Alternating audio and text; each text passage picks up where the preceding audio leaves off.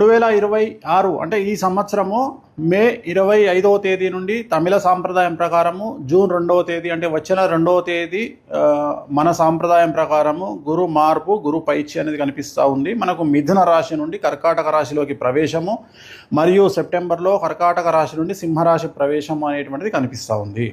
So దీనికి సంబంధించి గురువు అతిచారంలోకి వెళ్తూ ఉన్నాడు. గత వీడియోలో నేను చెప్పినట్టుగా పెను సంచలనాలు నమోదయ్యేటువంటి అవకాశాలు కనిపిస్తున్నాయని చెప్పడం జరిగింది. దాని ప్రకారమే గత 5 రాష్ట్రాల ఎన్నికలను కనుక గమనించినట్లయితే బెంగాల్ మరియు తమిళనాడు కాంట్రవర్సీస్ మనం చూస్తూ ఉన్నాము. సో విజయ్ జాతక రీత్యా అలాగే విజయ్ త్రిష కాంబినేషన్ కనుక తీసుకున్నట్లయితే వాళ్ళ కాంబినేషన్ ఏకనాడి కాంబినేషన్ అయ్యింది. కాబట్టి ఒకవేళ త్రిష లేకుండా ఉంటే విజయ్ యొక్క రిజల్ట్ వేరే రకంగా ఉండేది.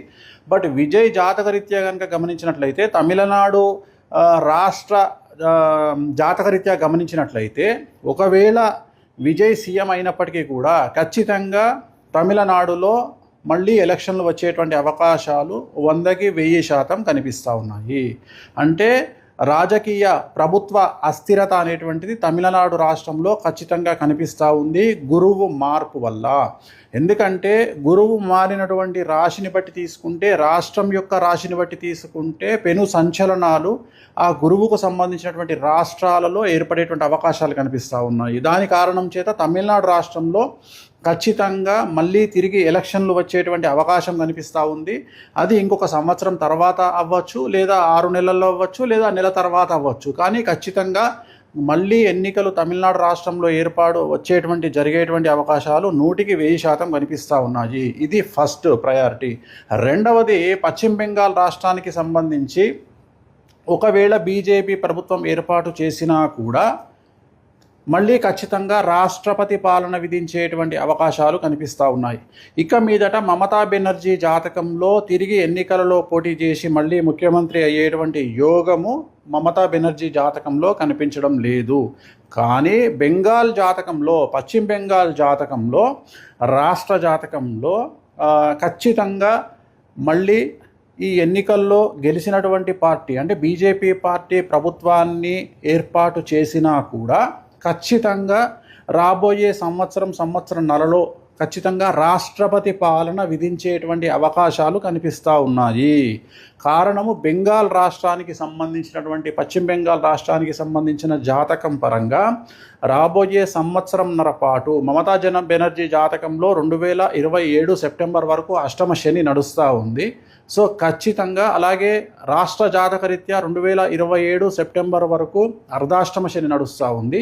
కాబట్టి పశ్చిమ బెంగాల్ రాష్ట్రంలో చాలా తీవ్రమైనటువంటి తీవ్రవాద ఉగ్రవాద చర్యలు అలాగే మత కల్లోలాలు జరిగేటువంటి అవకాశాలు కనిపిస్తూ ఉన్నాయి. దాని కారణం చేత కర్ఫ్యూ విధించడము, అలాగే బందులు జరగడము, అలాగే రోడ్ల మీద హింస చెలరేగడము, రాష్ట్రపతి పాలన వరకు సిచ్యువేషన్ వెళ్ళేటువంటి అవకాశాలు ప్రస్ఫుటంగా కనిపిస్తూ ఉన్నాయి.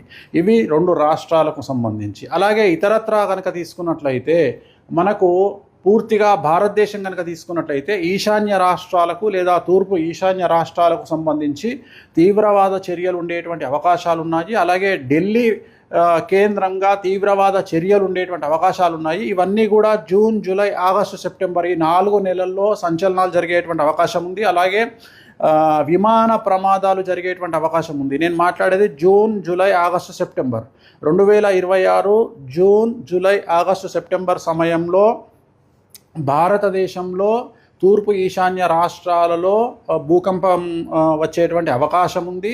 తీవ్రవాద చర్యలు జరిగే అవకాశం ఉంది. అలాగే విమాన ప్రమాదాలు జరిగే అవకాశం ఉంది.